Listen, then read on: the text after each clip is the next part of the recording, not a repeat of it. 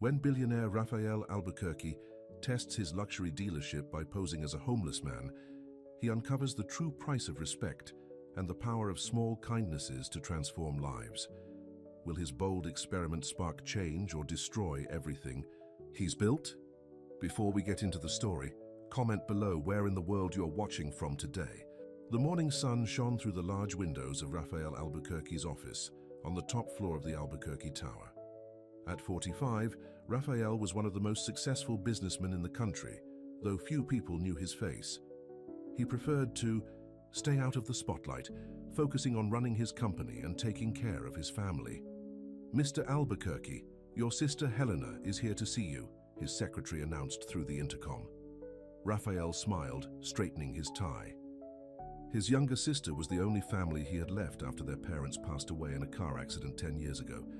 He had practically raised her since she was a teenager, and now she was turning 30.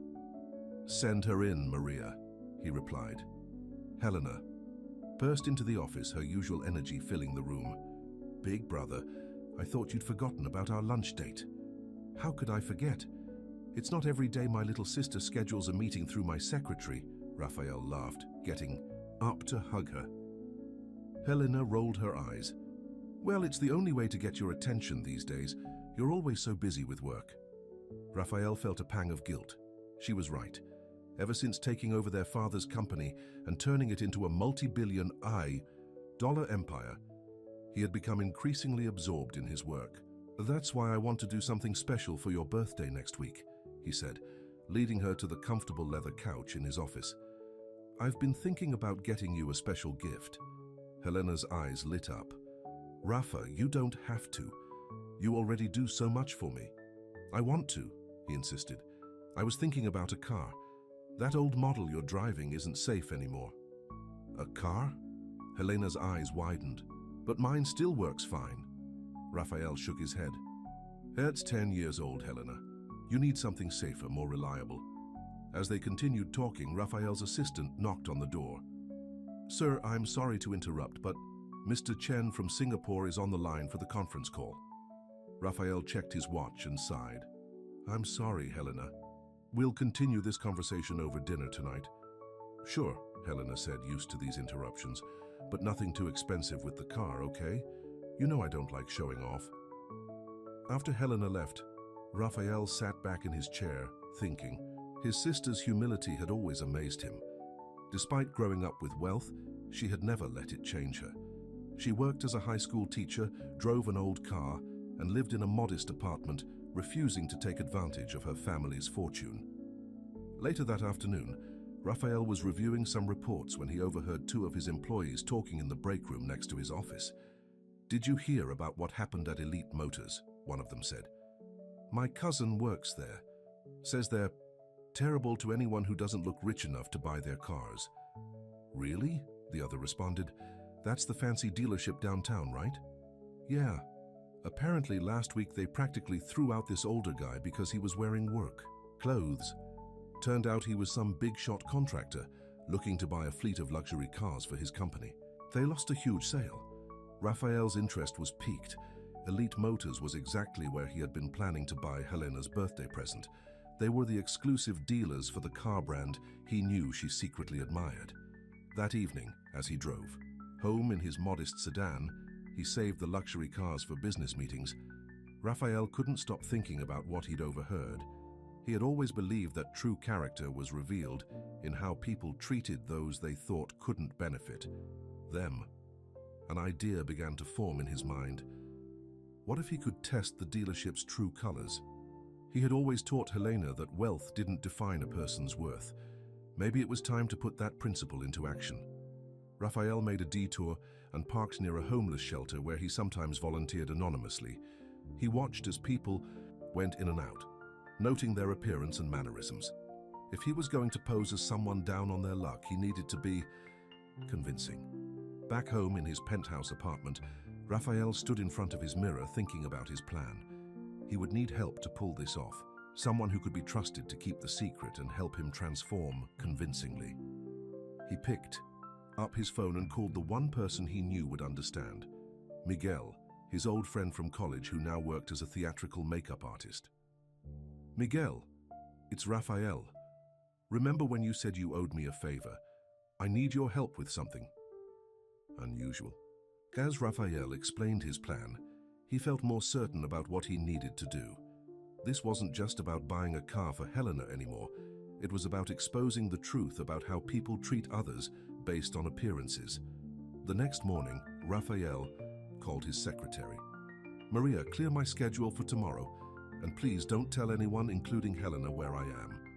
Just say I'm in meetings all day. Of course, Mr. Albuquerque. Is everything all right?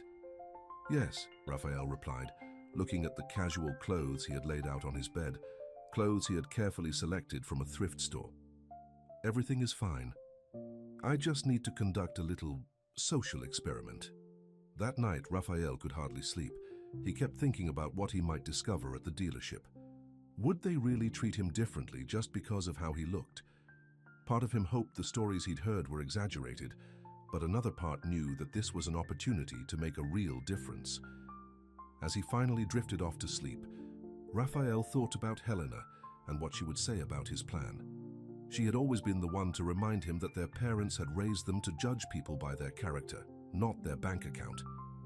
Tomorrow, he would put that lesson to the test in a way he never had before. The stage was set for a day that would change not just Raphael's life, but the lives of everyone at Elite Motors. Little did they know that their next customer would teach them a lesson worth more than any car they could sell. The next morning, Miguel arrived at Raphael's penthouse carrying 2 large bags. The makeup artist looked around the luxurious apartment and shook his head. I still can't believe you're going through with this, Raphael, Miguel said, setting his equipment on the kitchen counter. You, pretending to be homeless. The press would have a field day if they found out. Raphael was already dressed in the clothes he'd bought from the thrift store, worn jeans with holes in the knees, an old flannel shirt, and scuffed shoes. That's why nobody can know about this, Miguel, not even Helena. Well, let's get started. Then, Miguel said, opening his bags, by the time I'm done with you, your own sister won't recognize you. For the next 2 hours, Miguel worked his magic. He applied makeup to make Raphael's skin look weathered and dirty. He used special products to make his hair appear unwashed and matted. He even created the appearance of several days' worth of unshaven stubble. The key is to not overdo it, Miguel explained as he worked. We want you to look like someone who's fallen on hard times, not a caricature. Raphael watched his transformation in the mirror. The successful businessman was disappearing before his eyes, replaced by someone who looked like they'd been living on the streets. Now remember, Miguel said, handing Raphael an old stained backpack, if you want to be convincing, you need to change more than just your appearance. You need to change how you carry yourself. Raphael nodded, already practicing slouching his shoulders and avoiding eye contact. I've been watching people at the shelter. I think I know what to do. Before leaving his penthouse, Raphael made one last call to his secretary. Maria, remember, I'm in meetings all day, no exceptions. Yes, Mr. Albuquerque, though your sister called again about dinner tonight. Tell her I'll make it up to her tomorrow, Raphael said, feeling guilty about lying to Helena. But he knew she would try to talk him out of this if she knew. Raphael took the service elevator down to avoid being seen by his usual doorman. He caught a bus to downtown, something he hadn't done in years. As he rode, he noticed how people avoided sitting near him. Some even moved away when he sat down. It was his first taste of what was to come. The Elite Motors dealership was located in the most expensive part of downtown. Its glass and steel building gleamed in the morning sun, luxury cars displayed like jewels behind floor-to-ceiling windows. Raphael stood across the street watching. Well-dressed salespeople moved around inside, showing cars to equally well-dressed customers. Taking a deep breath, he crossed the street. As soon as he pushed open the heavy glass door, heads turned. A receptionist behind a marble desk wrinkled her nose. 2 salesmen near the entrance stopped their conversation to stare. Can I help you? The receptionist asked, her voice sharp, with suspicion. I'd like to look at the cars, Raphael said, making his voice rough and uncertain. The receptionist exchanged looks with a security guard who had moved closer. Sir, this is a luxury car dealership. Our vehicles start at $80,000. I know, Raphael said, moving toward a sleek silver model he knew Helena would love. This one's nice. Sir, the receptionist's voice was louder now. I must ask you to leave. We have serious customers here. A well-dressed salesman with a name tag reading Victor Martinez, sales manager, approached, his expression cold. Is there a problem here? No problem, Raphael said quietly. I just want to look at the cars. Victor's lip curled slightly. Sir, are you sure you're in the right place? Perhaps you meant to visit the used car lot down the street. Raphael noticed other customers watching the scene, some with discomfort, others with obvious disdain. He could hear whispers. How did they let someone like that in here? Someone should call the police. Just then, a younger salesman approached. His name tag read Lucas Torres, sales associate. Unlike the others, his expression showed concern rather than contempt. I can help him, Lucas said, stepping forward. Victor grabbed Lucas's arm. Torres, don't waste your time. He's probably just here to get out of the heat. Security will handle this. But Lucas pulled away from Victor's grip. Everyone deserves to be treated with respect, Mr. Martinez. That's what it says in our training manual, remember? The senior salesman's face reddened with anger, but Lucas was already walking toward Raphael.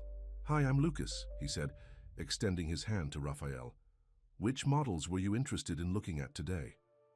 Raphael felt a lump in his throat. In less than 5 minutes, he had experienced more discrimination than he had in his entire life. And yet here was this young man, choosing to treat him with dignity despite the pressure from his colleagues. The silver one, Raphael said, pointing to the car he'd been admiring. My sister, she would love something like that. Ah, the new S-Class, Lucas said, ignoring the snickers from his colleagues. It's a beautiful car. Would you like some water while I tell you about its features? As Lucas led him toward the car, Raphael could hear Victor muttering to another salesperson.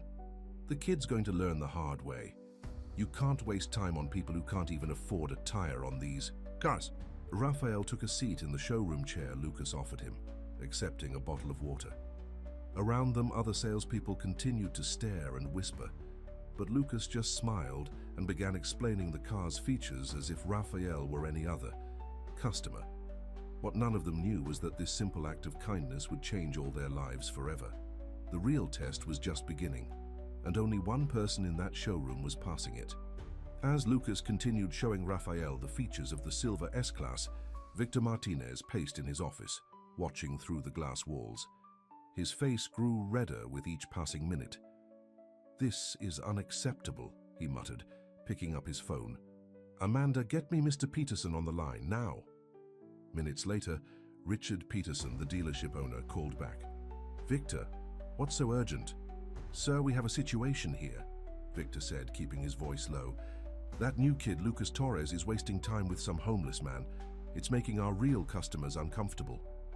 Then get rid of him, Peterson barked through the phone. You know our policy about maintaining the right image. The homeless man or Torres? Both, if necessary. Meanwhile, on the showroom floor, Lucas was showing Raphael the car's interior. The leather is hand-stitched, and all the wood trim is real mahogany, he explained. It's beautiful, Raphael said softly, touching the steering wheel. My sister would love this. A well-dressed couple nearby moved away, whispering to another. Salesperson, we'll come back later when it's cleaner in here. Victor emerged from his office, straightening his designer tie. Torres, my office now. Lucas looked apologetically at Raphael. I'll be right back, sir. Please make yourself comfortable. As soon as Lucas left, 2 security guards moved closer to Raphael. He could hear their radios crackling with instructions to keep an eye on the situation. In Victor's office, the sales manager was fuming. What do you think you're doing, Torres? This is a luxury car dealership, not a homeless shelter. He's a potential customer, Lucas replied firmly. We don't know his story. Victor laughed harshly. Look at him. He probably doesn't have $2 to his name. Meanwhile, I just lost the Hendersons sale because they didn't want to be around your little charity case. Everyone deserves respect, Mr. Martinez, Lucas said. That's what my mother taught me. She raised me alone, cleaning houses for a living. People used to look at her the same way you're looking at that man out there. Oh, spare me the sob story, Victor sneered. This is business. You have two choices. Either you remove that man from the showroom or you can clean out your desk. Your choice. Meanwhile, Raphael sat quietly in the showroom, observing everything. He watched as other customers were greeted warmly, offered coffee or champagne, treated like royalty. The contrast with his own treatment was striking. A young saleswoman approached him, her smile tight and forced. "Sir, I'm afraid we're closing for lunch soon. You'll need to leave." Raphael checked his watch. It was only 10:30 a.m. "The sign says you close at 6, he said quietly. "Listen," she dropped her voice to a harsh whisper. "We know you can't afford anything here. Stop wasting everyone's time. Don't make us call the police." Just then, Lucas emerged from Victor's office, his face set with determination. Instead of asking Raphael to leave, he walked straight back to him. "I apologize for the interruption," Lucas said loudly enough for everyone to hear. "Now, would you like to learn more about the financing options?" Victor stormed out of his office. "Torres, you're fired. Get out." The showroom fell silent. Customers and employees alike stopped to watch the scene unfold. Lucas stood his ground. "Mr. Martinez, I haven't done anything wrong. I'm just doing my job, helping a customer." "This man is not a customer," Victor shouted, losing all pretense of professionalism. "Look at him. He's probably here to case the place for a robbery." Raphael noticed an elderly couple watching the scene with disapproval, not at him but at Victor's behavior. The woman shook her head and whispered something to her husband, who nodded gravely. "Mr. Martinez," Lucas said calmly, "my father taught me before he died that the measure of a person isn't in their wallet but in their character. Right now that man sitting there has shown more dignity than anyone else in this room." The elderly woman nodded approvingly at Lucas's words. Victor's face contorted with rage. "Security! Remove them both! And Torres, don't bother asking for a reference. You'll never work in luxury sales again." As the security guards approached, Raphael stood up slowly. The moment of truth had arrived sooner than he'd planned, but the situation had revealed exactly what he needed to see. He reached into his tattered backpack, but instead of the weapon Victor clearly feared, he pulled out a pristine leather wallet. From it, he extracted a business card, crisp, elegant, with the Albuquerque Industries logo embossed in gold. "Actually," Raphael said, his voice now clear and authoritative, "I think we need to have a conversation about how you run this dealership, Mr. Martinez." The change in his voice made everyone freeze. Even the security guards hesitated. Victor's face went from red to pale in an instant. Who are you?" Raphael stood straighter, his practiced slouch disappearing. "My name is Raphael Albuquerque. I own Albuquerque Industries, and I came here today to buy my sister a birthday present, after hearing some disturbing rumors about how this dealership treats people." The silence in the showroom was absolute. You could have heard a pin drop. "And unfortunately," Raphael continued, "everything I've seen today has confirmed those rumors, except for one person." He turned to Lucas, who stood wide-eyed with shock. "You, young man, are the only one here who remembered that humanity comes before profit." Victor stumbled backward, grabbing his desk for support. The same people who had been smirking at Raphael earlier now looked like they wanted to disappear into the floor. The elderly couple who had witnessed everything started to applaud slowly. The sound echoed through the silent showroom like a judgment. The news spread through Elite Motors like wildfire. Salespeople who had been smirking at Raphael minutes ago now stood frozen, their faces pale. Victor Martinez looked like he might faint, gripping his desk with trembling hands. "Mr. Albuquerque," he stammered, there must be some misunderstanding." Raphael held up his hand, silencing him. "There's no misunderstanding, Mr. Martinez. I saw exactly what I needed to see." He turned to the elderly couple who had witnessed everything. "Would you mind staying for a few minutes? I may need witnesses for what happens next." The elderly gentleman nodded. "With pleasure, Mr. Albuquerque. I'm Charles Wilson, and this is my wife, Margaret. We were actually planning to buy 2 cars today, but after seeing how things are run, here." "Don't worry, Mr. Wilson," Raphael said. "Things are about to change." He pulled out his phone and made a quick call. "Maria?" "Yes." You can stop holding my calls now. Please contact our legal team and have them come to Elite Motors immediately. Call Helena. Tell her I'll need to reschedule dinner again, but it's for a good reason. Lucas still stood nearby, looking stunned. Mr. Albuquerque, I had no idea. Raphael smiled warmly at the young man. That's exactly why your actions mean so much, Lucas. You showed kindness, not because of who you thought I was, but because of who you are. The security guards who had been moving to escort Raphael out just minutes ago now stood awkwardly by the wall. The receptionist who had wrinkled her nose at him was frantically straightening her desk, avoiding eye contact. Richard Peterson, the dealership owner, burst through the front door. He had clearly rushed over after hearing what was happening. Mr. Albuquerque, what an unexpected honor. If I had known you were coming, then this experiment wouldn't have worked, Raphael finished for him. Mr. Peterson, do you know why I chose your dealership for my sister's birthday gift? Peterson tugged at his collar nervously. Our reputation for excellence? Actually, because of rumors about how your staff treats people they think can't afford your cars. Raphael's voice was calm but firm. I needed to see for myself if these rumors were true. And sadly, they were worse than I imagined. By now, a small crowd had gathered outside the dealership's glass walls. Word was spreading quickly about the billionaire who had posed as a homeless man. Please, Mr. Albuquerque, Peterson pleaded, let's discuss this in my office. No, Raphael said firmly. Everything that happened today happened right here in public, and that's where we'll deal with it. He turned to address everyone in the showroom. I came here today to buy a car for my sister. It would have been a simple transaction, probably the easiest sale you'd make all month. Instead, I discovered something far more valuable, a lesson about human dignity.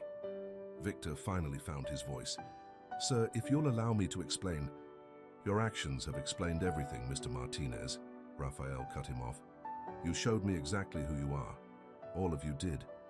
He looked around the room. Except for Lucas. Lucas shifted uncomfortably under the attention. I was just doing what's right. And it cost you your job, Raphael noted.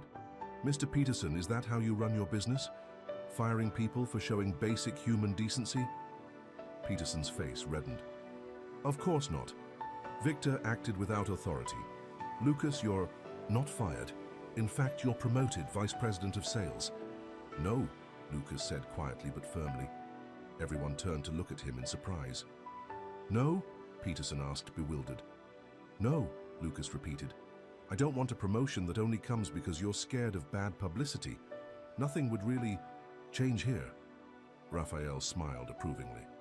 Well said, Lucas, which brings me to my next point. He turned back to Peterson. I'm prepared to buy a car today. In fact, I'm prepared to buy several cars. But I have conditions.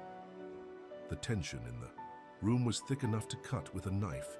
Every person there knew that their jobs might depend on what happened next.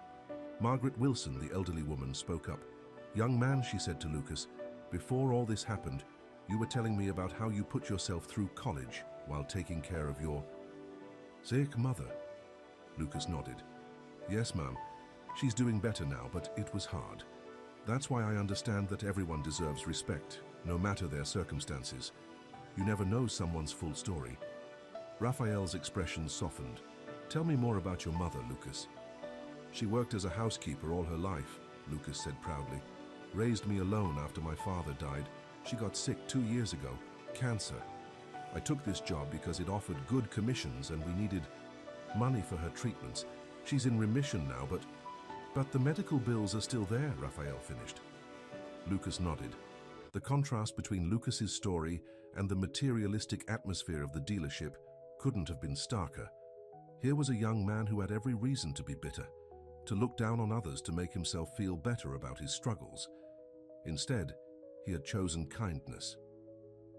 Mr. Peterson, Raphael said, I'd like to make you an offer for this dealership. The room went completely silent again. This dealership isn't for sale, Peterson stuttered. Everything's for sale at the right price, Raphael replied calmly. And trust me, my offer will be more than fair. Because I'm not just buying a car dealership, I'm buying an opportunity to make a difference. He walked over to the silver S-Class he'd been looking at earlier. "This is the car my sister would love. But more importantly, this dealership is the perfect place to show that luxury and humanity can go hand in hand." Peterson's resistance was crumbling. Perhaps we could discuss terms. "My legal team will be here shortly," Raphael said. "But first," he turned to Lucas, "how would you like a different kind of job offer?" The afternoon sun streamed through the dealership's windows as Raphael's legal team arrived. They quickly set up in Peterson's office, but Raphael stayed in the showroom with Lucas. "Before we get to the paperwork," Raphael said, "I want to talk about your future, Lucas." Lucas looked uncertain. "Mr. Albuquerque, you don't owe me anything. I was just doing what anyone should do." "But that's exactly why I want you on my team," Raphael replied. "Do you know what my company's biggest problem is? Finding people with real integrity. We can teach skills, but we can't teach character." Just then, Helena burst through the dealership doors looking worried. "Rafa, Maria said something was happening here." She stopped short, taking in the scene, her normally impeccably dressed brother in shabby clothes, makeup still making him look unwashed and tired. "Helena," Raphael said warmly, "I'm sorry about dinner, but I think you'll understand why when you hear what happened."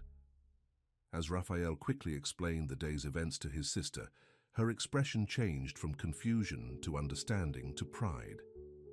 When he finished, she hugged him tightly, not caring about his dirty disguise. "This is why you're the best brother in the world," she said, wiping away tears. "You don't just talk about doing the right thing, you actually do it." Helena turned to Lucas, who stood quietly nearby. "And you must be the young man who treated my brother with kindness when no one else would."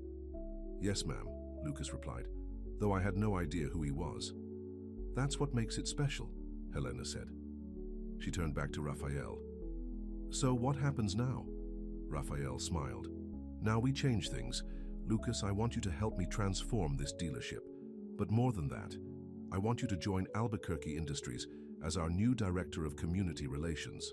Lucas's eyes widened. "What, but I don't have experience in—" "You have the most important kind of experience," Raphael interrupted. "You know what it's like to struggle. You understand the importance of treating everyone with dignity. That's exactly what we need." Meanwhile, in Peterson's office, the lawyers were drawing up preliminary paperwork for the sale of the dealership. Victor Martinez paced nervously in his own office, watching through the glass as his world crumbled around him. The elderly Wilsons had stayed to watch everything unfold. Mrs. Wilson approached Lucas. "Young man, you mentioned your mother's medical bills." "Yes," Lucas said. "We're managing, but we'd like to help," Mr. Wilson said. "Consider it our contribution to this day of changes." Raphael nodded approvingly. "And I'll match whatever they contribute, Lucas. Your mother raised a good man. She deserves to focus on her recovery without worrying about bills." Tears formed in Lucas's eyes. "I don't know what to say." "Say yes to my job offer," Raphael said with a smile. "Your first project will be helping me redesign how this dealership operates. We're going to create a new kind of luxury car buying experience, one where everyone is treated with respect regardless of their appearance or background." Helena squeezed her brother's arm. "And what about my birthday car?" Raphael laughed. "Well, I think I found the perfect one, but more importantly, I found something better, a way to make a real difference." Victor Martinez finally emerged from his office, his arrogance replaced by desperation. "Mr. Albuquerque, please. I have a family to support. I've worked in luxury car sales for 20 years. And that might be part of the problem," Raphael said firmly. "You've forgotten that selling luxury isn't about looking down on people. It's about lifting them up." He turned to the other salespeople who had been watching nervously. "Everyone here has a choice to make. When we reopen under new management, there will be changes. We'll have new policies, new training, and most importantly, a new philosophy. Those who want to be part of that change are welcome to stay. Those who don't, well, the choice is yours." Peterson emerged from his office, looking dazed. "The preliminary papers are signed, Mr. Albuquerque. The dealership is yours pending final approval." "Good," Raphael said. "Lucas, are you ready to start your new job?" Lucas looked at Helena, who gave him an encouraging nod, then at the Wilsons, who smiled warmly. Finally, he looked at his former colleagues, some of whom couldn't meet his eyes. "Yes," he said firmly, "I'm ready." "Excellent," Raphael replied, "because we have a lot of work to do. Helena's birthday is in 3 days, and I want this place transformed by then. We're going to show everyone that true luxury isn't about excluding people. It's about making everyone feel special." He addressed the room again. "Starting tomorrow, this dealership will be closed for renovation and retraining. When we reopen, it won't just be with a new name and new management. It will be with a new heart." The sun was setting outside, casting long shadows through the showroom. In just one day, so many lives had changed. Victor Martinez slumped in a chair, his career in shambles. Peterson looked relieved to be walking away with a generous buyout. The other salespeople whispered among themselves, wondering about their futures. But in the middle of it all, Lucas stood tall, hardly believing how his life had transformed in just a few hours. From nearly being fired to becoming a director at one of the country's largest companies, all because he had chosen to be kind to a seemingly homeless man. Helena hugged her brother again. "Best birthday present ever, Rafa. Not the car, this. Showing people that kindness matters more than anything money can buy." Raphael smiled, then turned to Lucas. "Ready to help me wash this makeup off and start planning our new dealership?" "Actually," Lucas said, "first I'd like to call my mother. She always said that God works in mysterious ways, but I don't think even she could have imagined this." As they all walked toward the exit, the elderly Mrs. Wilson called out, "Young man." Lucas turned. "We'll be your first customers when you reopen, and we'll tell all our friends about what happened here today." "Thank you," Lucas said. "But when we reopen, everyone will be treated like our most important customer, whether they're buying a luxury car or just looking at one." Raphael put his arm around his sister's shoulders. "Come on, let's go plan your birthday party. I think we have a lot more to celebrate now than just a new car." Outside, the city was coming alive with evening lights, but inside Elite Motors, soon to be renamed and reborn, a different kind of light had been kindled, a light of hope, change, and the power of simple human kindness.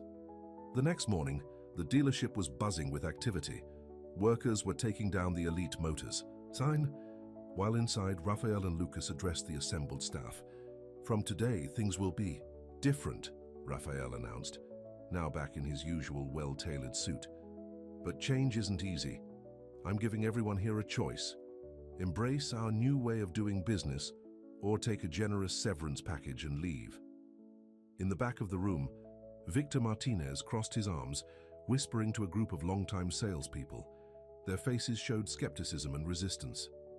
Lucas stood next to Raphael, feeling the weight of hostile stares from his former colleagues. He had arrived early that morning to find his locker vandalized, his personal photos torn up. Someone had written "traitor" on his coffee mug. Helena sat in the back of the room watching everything. She noticed the whispers, the angry glances, the way some employees rolled their eyes when Raphael talked about treating all customers with respect. "Our first change," Raphael continued, "is that commissions will no longer be based solely on sales. From now on, customer feedback and satisfaction will count for 50% of your bonus structure." This announcement caused an uproar.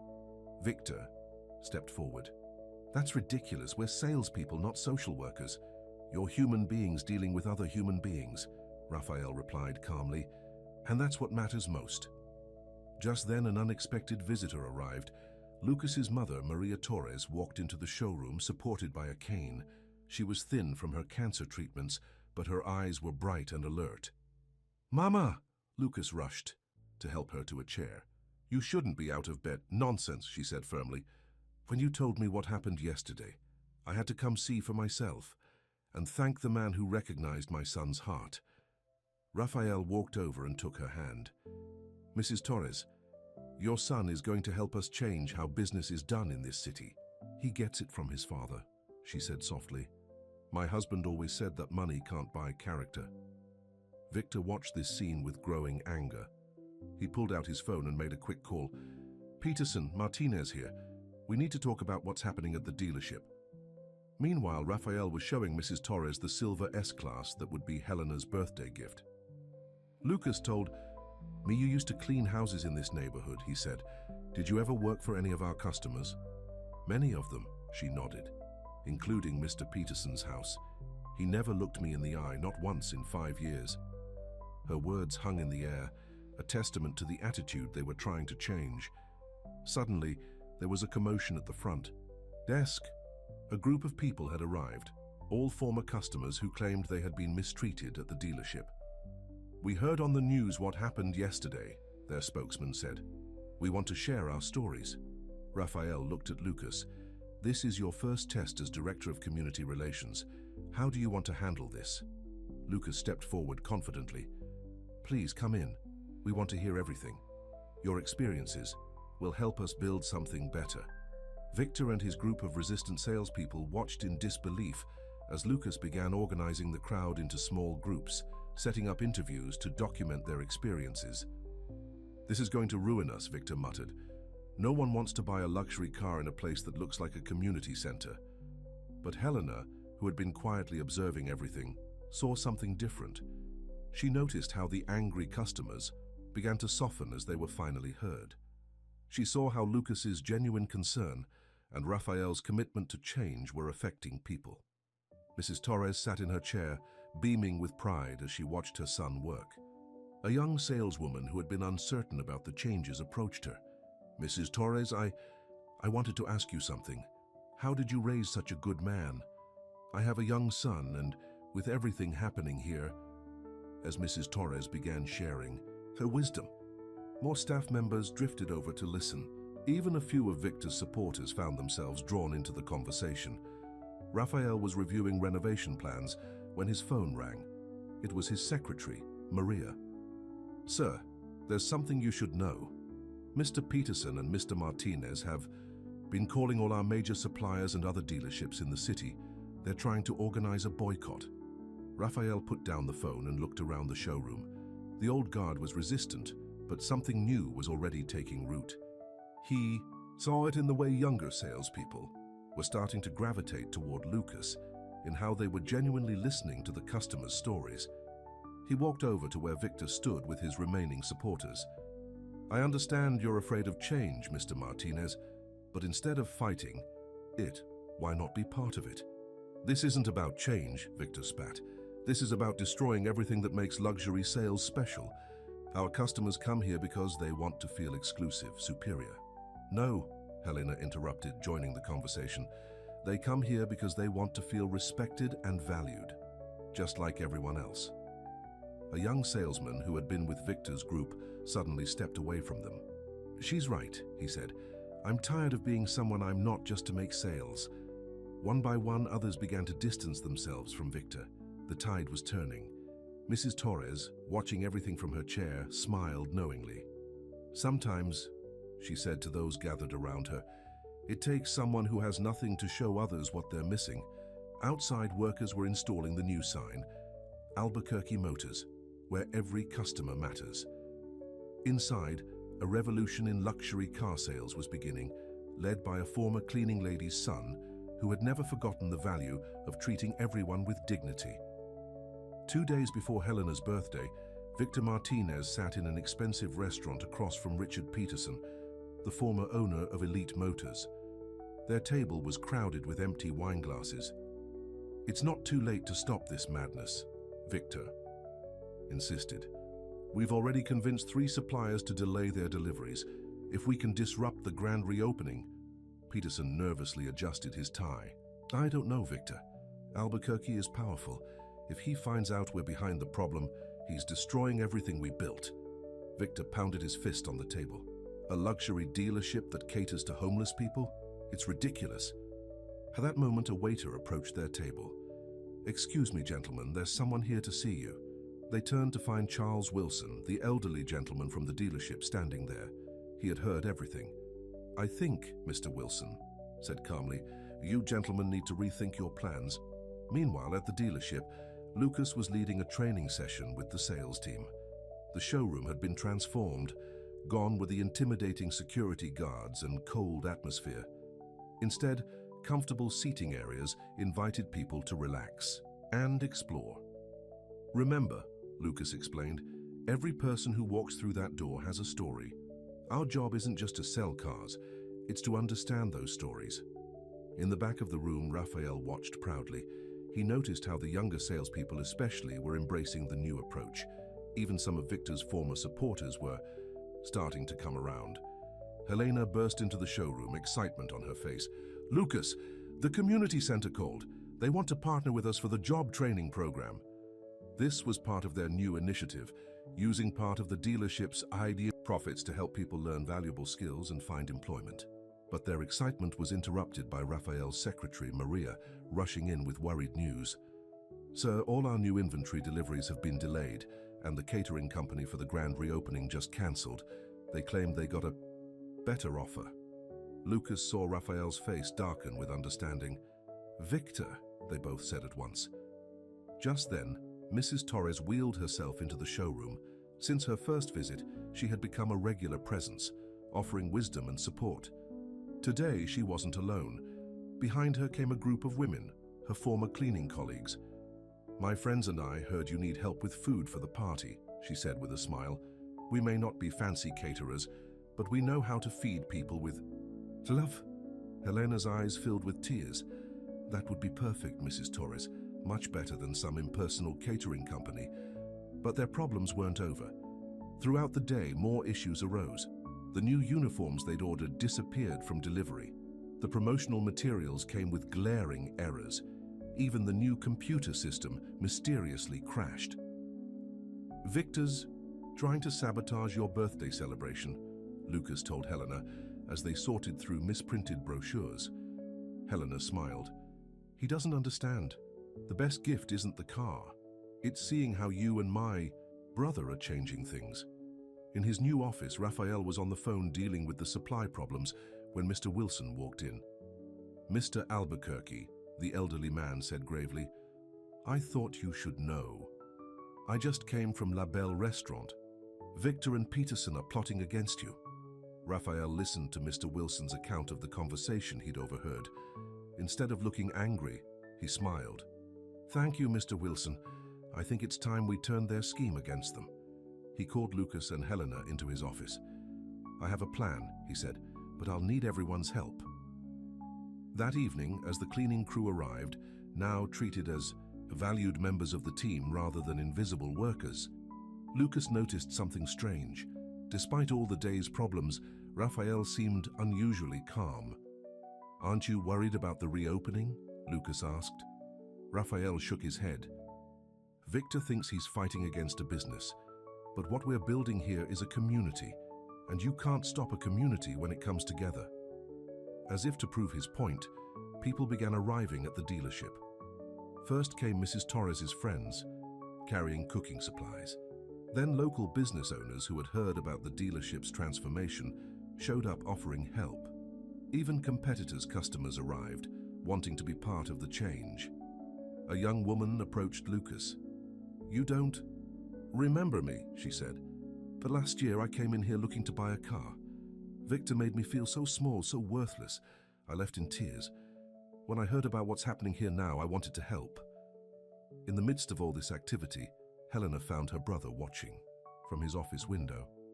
"You knew this would happen, didn't you?" she asked. "You knew that by letting Victor think he was winning, he'd actually bring people together against him." Raphael smiled. "Sometimes the best way to fight darkness is to let it expose itself. Victor's schemes aren't destroying us, they're making us stronger." As night fell, the dealership was filled with people working together, salespeople learning to cook from former housekeepers, mechanics teaching young people from the community center, basic car maintenance, customers becoming friends. Mrs. Torres watched it all from her wheelchair, nodding with satisfaction. "This," she said to anyone who would listen, "is what real luxury looks like. Not shiny cars and fancy suits, but people caring about each other." Outside, a group of workers was finishing the new sign installation. The letters gleamed in the darkness.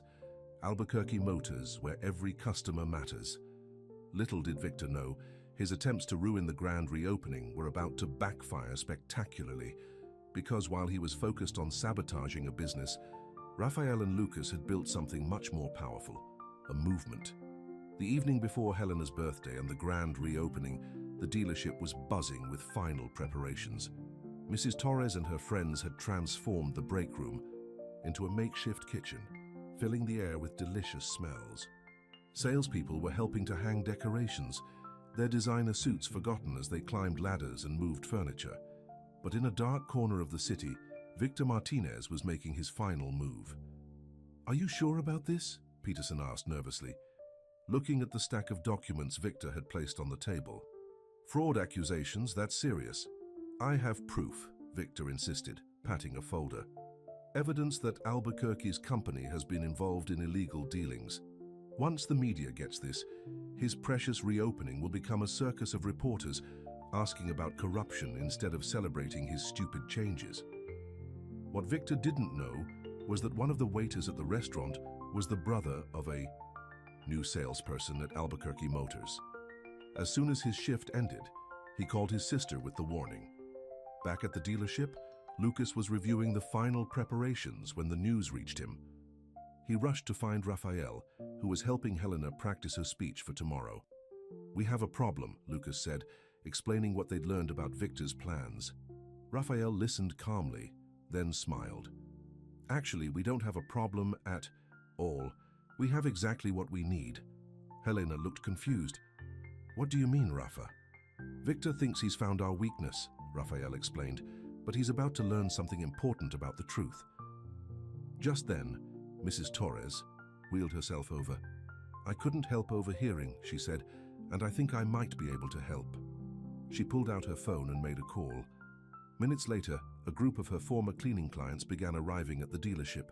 Judges, business owners, community leaders.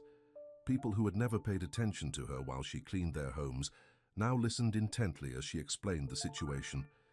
"Victor Martinez," one of the judges said, shaking his head. "I remember him.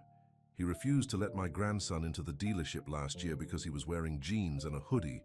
My grandson, who had just graduated from medical school and wanted to buy his first luxury car." More stories emerged. Victor's history of discrimination and unethical behavior had affected more people than anyone realized. But more importantly, everyone who heard about the dealership's transformation wanted to help protect it. As midnight approached, Victor arrived at the local news station with his folder of evidence. He had timed it perfectly. They would have just enough time to prepare a story for the morning news. But when he walked into the station, he found Raphael waiting for him. "Looking for someone?" Raphael asked calmly. Victor's face reddened. "How did you know you were coming?" "The same way I knew about the delayed deliveries, the cancelled catering, all of it." Raphael stood up. "You see, Victor, while you were busy trying to destroy what we're building, you forgot something important. People talk, people remember, and people care." The news director walked in, along with several community leaders who had gathered at the dealership earlier. "Mr. Martinez," the news director said, "we're definitely interested in running a story tomorrow morning, but I don't think it's the one you had in mind." One by one, people began sharing their experiences with Victor, the discrimination, the humiliation, the arrogance. But they also shared what they'd seen happening at the dealership over the past few days. "That's the real story," the news director said. "Not some manufactured scandal, but how one act of kindness is transforming an entire community." Victor's face went pale as he realized his plan had backfired completely. "You don't understand," he sputtered. "This isn't how luxury sales work. You can't just let anyone walk in and—" "That's exactly what we're going to do," Raphael interrupted. "Because that's what my sister taught me, that true luxury isn't about keeping people out, it's about lifting people up." As if on cue, Helena walked in with Lucas and Mrs. Torres. "And that's why tomorrow isn't just about my birthday or a car dealership," she said. "It's about showing that change is possible when people choose kindness over cruelty." Victor looked around the room, seeing his defeat in every face. But Raphael wasn't finished. "I'm not going to press charges for your attempts at sabotage," he said. "Instead, I'm going to offer you a choice. You can leave town and never work in luxury sales again, or what?" Victor asked bitterly. "Or you can stay and learn, Really learn. Start at the bottom, under Lucas's supervision. See what real customer service means. The room fell silent, waiting for Victor's response. Years of pride and prejudice warred with the reality of his situation. Finally, Mrs. Torres spoke up. "You know, Mr. Martinez, for 5 years I cleaned your office at the dealership, every morning at 5 a.m. before anyone arrived. You never knew my name, never looked at me, but I saw you. I saw how unhappy you were, trying to be something you thought you had to be." Her words seemed to deflate Victor completely. For the first time, he looked not angry, but tired. Tired of pretending. Tired of fighting. "I'll think about it," he said quietly, and walked out into the night. As the group headed back to the dealership, Lucas noticed Raphael looking thoughtful. "Do you think he'll accept your offer?" Lucas asked. "That's up to him," Raphael replied. "But either way, we've won something more important. We've shown that it's never too late to choose a different path." The night was almost over, and in a few hours the grand reopening would begin, but something had already changed. In trying to stop them, Victor had actually made them stronger. Mrs. Torres summed it up best as they drove back to the dealership.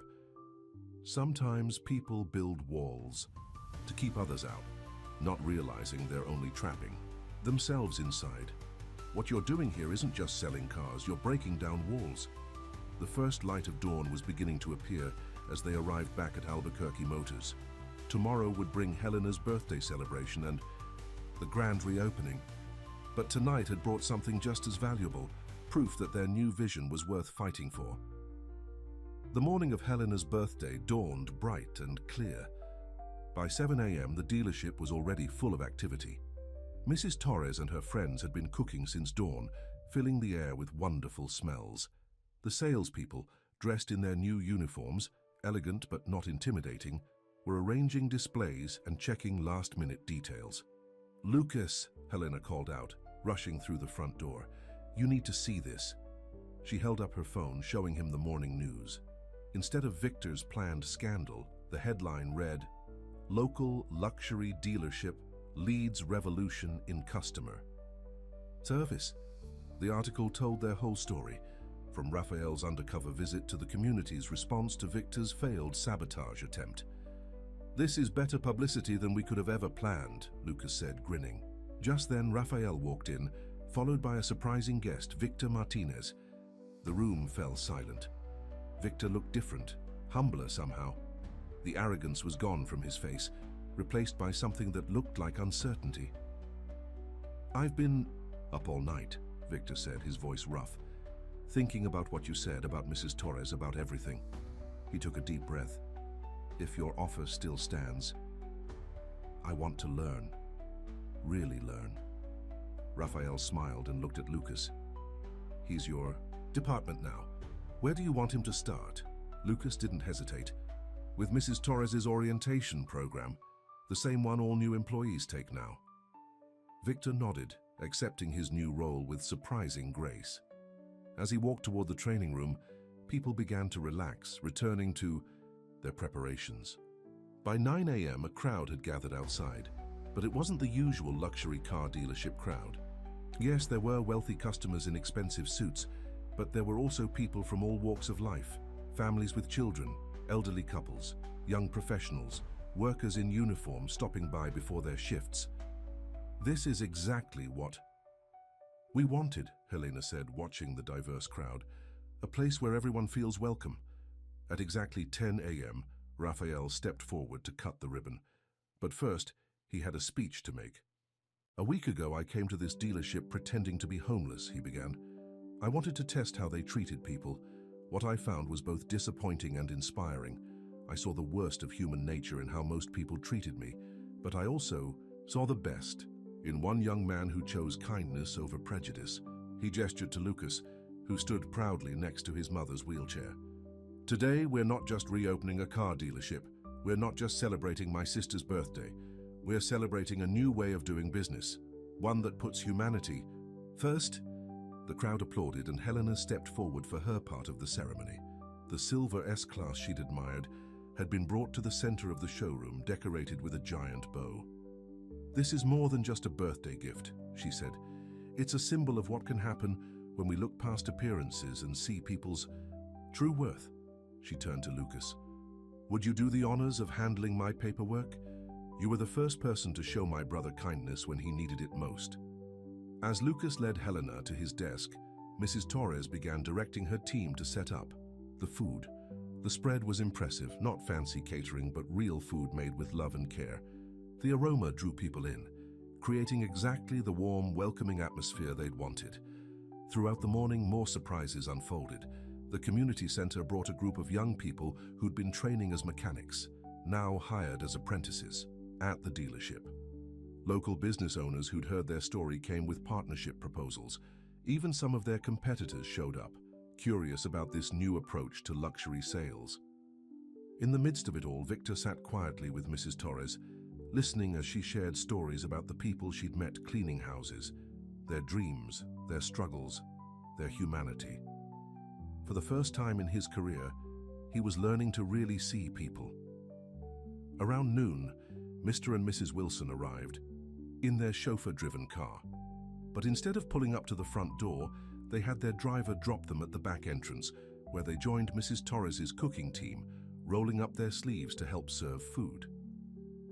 This is real class, Mr. Wilson announced to anyone who would listen. Not pretending to be better than others, but making others feel just as good as you. The news crews that Victor had hoped would broadcast scandal instead captured something remarkable. Wealthy, customers sharing tables with working-class families, salespeople treating everyone with equal respect, children running around while their parents looked at cars without fear of being judged. In his office, Raphael watched it all with satisfaction. His secretary, Maria, came in with more good news. Sir, you won't believe this. Our sales numbers for just this morning, and they're higher than any full day under the old management. And it's not just the luxury models. People are buying across our whole range. Because they're buying more than cars, Raphael said. They're buying into a vision of how the world could be. Helena popped her head in. Rafa, you need to see this. In the showroom, something extraordinary was happening. Victor Martinez was at Lucas's desk, but he wasn't there for training. A familiar face had walked in, the contractor who had been thrown out of Elite Motors the year before for wearing work clothes. The man had come back, ready to buy a fleet of vehicles for his company. And there was Victor, not only apologizing for his past behavior, but listening, really listening, as the contractor talked about his business, his employees, his journey from construction worker to company owner. Mrs. Torres wheeled herself next to Raphael and Helena. You see, she said softly, everyone can change when you give them the chance. The celebration continued throughout the day, but it wasn't just a party. It was a testament to what could happen when people chose to see the best in each other. As the sun began to set, Helena gathered everyone for her birthday speech. Standing next to her new car, she looked out at the diverse crowd, the wealthy and the working class, the old employees and the new, all mingling together like one big family. You know, she said, when my brother told me he was buying me a car for my birthday, I thought he was being excessive. Now I understand this wasn't about the car at all. It was about showing us all something important, that true luxury isn't about what we have, but about how we treat each other. The applause that followed wasn't just for her words, it was for everything this day represented. The triumph of kindness over prejudice, of community over exclusivity, of real change over empty promises. As the day drew to a close, Lucas found Raphael standing by the window watching the last customers leave. Thank you, Lucas said simply. For what? For proving that one person's kindness can change everything. Raphael smiled. No, Lucas. Thank you for showing me that sometimes the best way to lead is by example. Outside, the new sign glowed in the gathering darkness. Albuquerque Motors, where every customer matters. But now everyone knew it wasn't just a slogan. It was a promise, being kept one person at a time. 1 month after the grand reopening, Raphael sat in his office at Albuquerque Motors, reviewing the latest sales figures. The numbers were better than anyone had expected, but that wasn't what made him smile. It was the customer satisfaction surveys spread across his desk. perfect scores, page after page. A knock on his door interrupted his thoughts. It was Victor Martinez, looking very different from the arrogant sales manager he'd been just weeks ago. "Mr. Albuquerque," Victor said, "I wanted you to be the first to know I just made my first sale under the new system. And how did it feel?" Victor's eyes were bright with unexpected emotion. "The customer, she was a teacher, just like your sister. She didn't think she could afford any of our cars, but I worked with her, found a payment plan that fit her budget. When she started crying because she never thought she'd own a luxury car," he paused. "I finally understood what Lucas was trying to tell me all along." Raphael nodded approvingly. Victor's transformation had been the most surprising outcome. Aside of all this, under Mrs. Torres's guidance and Lucas's leadership, he had slowly learned to see people differently. In the showroom, Helena was giving a tour to a group of business students. The dealership had become a case study in ethical business practices, and she regularly hosted groups who wanted to learn about their approach. "The most important thing to remember," she was saying, "is that luxury doesn't mean exclusivity. It means making everyone feel valued." Lucas, now fully settled into his role as Director of Community Relations, was in the training room with a new group of employees. The dealership had expanded, opening 2 new locations that followed their inclusive model. "Remember," he told the trainees, "every person who walks through that door has a story. Our job is to become part of their story in a positive way." Mrs. Torres, who had become the heart and soul of the dealership's culture, sat in her usual spot near the coffee bar they'd installed.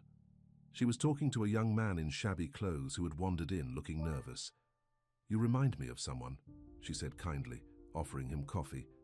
"A man who came in here one day, looking just as uncertain as you do. He turned out to be a very important person, but you know what? He already was important even before anyone knew who he was." The young man turned out to be a talented mechanic who had lost his job when his previous employer went bankrupt. By the end of the day, he had a new position in their service department. That evening, the dealership hosted a special event. The community center's first class of apprentice mechanics was graduating from their training program. The showroom had been transformed into a celebration space, with Mrs. Torres and her team providing the food, of course. "Look at this," Helena said to Raphael, watching the graduates receive their certificates. "A luxury car dealership that's also a community center, a training school and a place of second chances." They watched as Victor presented one of the certificates. The recipient was the grandson of his former housekeeper, a connection he had discovered during his own training with Mrs. Torres? The genuine smile on Victor's face showed just how far he had come. Mr. and Mrs. Wilson were there too. They had become regular visitors, not just as customers, but as part of the community that had formed around the dealership. "You know, Mr." Wilson said to Raphael, "we've bought cars from every luxury dealership in the city over the years, but this is the first one that feels like home." As the evening wound down, Lucas found himself standing next to his mother, watching the cleanup. Crew, now properly paid and treated as valued team members, tidying up after the celebration. "I'm proud of you, mijijo," Mrs. Torres said. "Your father would be too." "I learned from the best," Lucas replied, hugging her. "You taught me that true dignity isn't about what you have, but how you treat others." Raphael gathered everyone for a final announcement. "1 month ago, we started an experiment. We believed that we could change the way luxury car sales worked. Some people," he glanced at Victor with a smile, "thought we were crazy." Laughter rippled through the crowd. "But look at what we've achieved. Our sales are up, our customer satisfaction is at record levels, and more importantly, we've created something that goes beyond business. We've created a community." He gestured to the graduates, to the customers who had become friends, to the employees who had learned to see beyond appearances. "My sister's birthday gift turned into something much bigger than any of us expected. It showed us that one small act of kindness," he nodded to Lucas, "can start a chain reaction that changes everything." Later that night, after everyone had gone home, Raphael and Helena stood in the showroom. The silver S-Class that had started it all gleamed under the soft lighting. "You know what's funny?" Helena said. "That day when you came in disguised as a homeless man, you were testing the dealership, but really, you were testing something." Much bigger. Our capacity for kindness, for change, for seeing the humanity in each other. Raphael nodded. And we discovered something important. Success isn't just about making money. It's about making a difference. Outside, the city lights twinkled in the darkness. The sign, Albuquerque Motors, where every customer matters, glowed softly. But now it meant so much more. It wasn't just about selling cars anymore. It was about changing lives one person at a time. And somewhere in the city, someone who had heard their story was thinking differently about how they treated others. Because that's how change really happens. Not in grand gestures, but in small moments of kindness that ripple outward, touching life after life until the whole world feels a little bit more like home. As Raphael locked up the dealership, he remembered what Mrs. Torres had said on that first day. Sometimes people build walls to keep others out, not realizing they're only trapping themselves inside. They had done more than change a business. They had broken down walls, built bridges, and shown that true luxury isn't about keeping people out. It's about letting everyone in. The end.